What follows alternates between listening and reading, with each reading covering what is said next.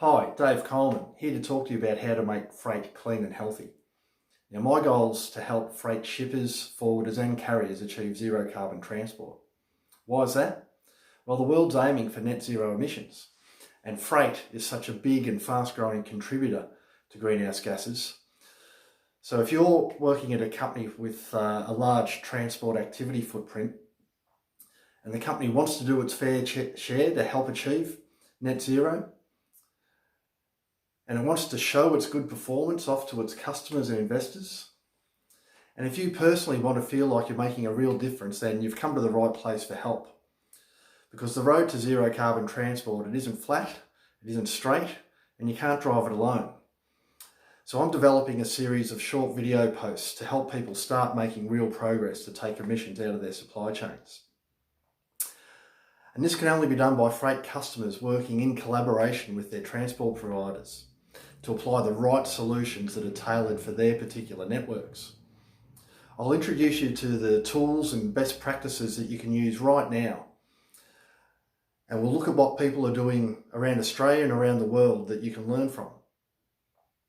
Now, transport operators have many different sources of information to help them reduce their emissions, whether it's from equipment manufacturers that supply their vehicles and vessels, or whether it's green freight programs that educate carriers on the many things that they can do to save fuel and save emissions with their vehicles, their vessels, with their people, and how they organise their transport activities.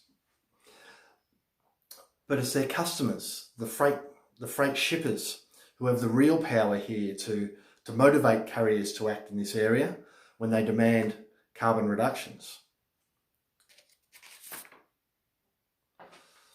And the actions from shippers are more powerful because they apply right across a whole network of outsourced transport providers, as well as their own fleets if they have one.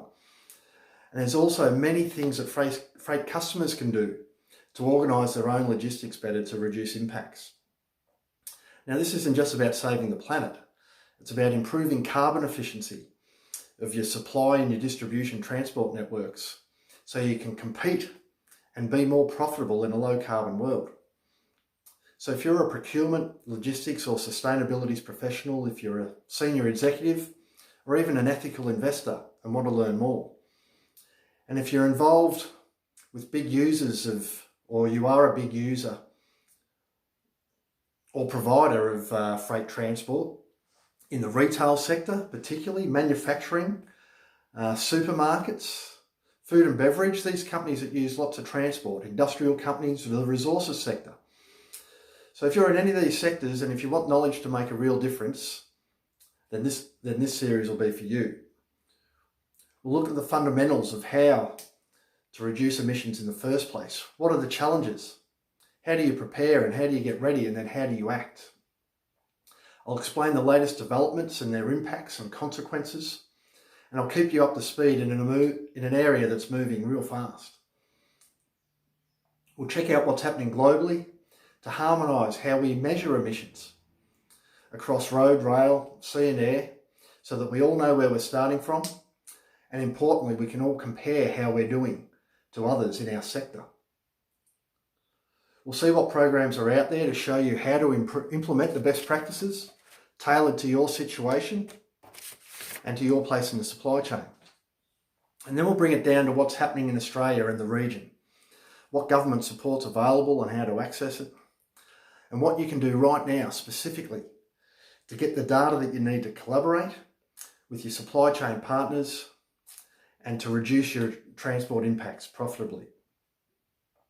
I'll experiment posting in different formats, see what works best based on the feedback I get on different topics. We'll have videos like this, I'll do presentations, online conference, and you can contact me directly with any questions or any issues you want me to cover. So whether you're already on your road to zero carbon transport and you need some direction to speed up your progress, or if you know you need to act but you just really don't know where to start, then join me on my next post where we'll go through the basics of how to reduce transport emissions in the supply chain. So keep an eye out for that. And if you know others who'd be interested, please share this and get the word out, and we'll get as many as we can on board. and contact me if you want to find out more. So I'm really looking forward to hitting the road to zero freight carbon transport with you, to zero carbon freight transport with you, and I'll see you soon.